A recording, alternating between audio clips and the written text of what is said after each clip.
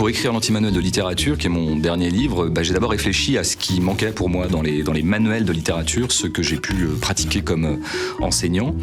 Et finalement, je pense qu'ils ont tendance à un peu sacraliser la littérature, à en faire quelque chose de très monumental. Pour moi, il y avait anti-manuel, être contre les manuels existants, dans la mesure où j'arriverais à casser la statue, en quelque sorte, et la remettre un petit peu à hauteur des gens, de n'importe qui. Et pour ça, je me suis servi beaucoup du jeu, c'est-à-dire que j'ai essayé de faire de la pédagogie ludique et de faire en sorte que les écrivains du patrimoine français, notamment, qui paraissent toujours aux jeunes gens, soit très vieux, soit très morts, en fait, ce sont des gens qui ont été vivants, en tout cas. Quand je dis par exemple que Diderot était un ami, évidemment je plaisante, j'ai peu connu Diderot, mais quand je le lis, j'ai l'impression d'une proximité avec lui.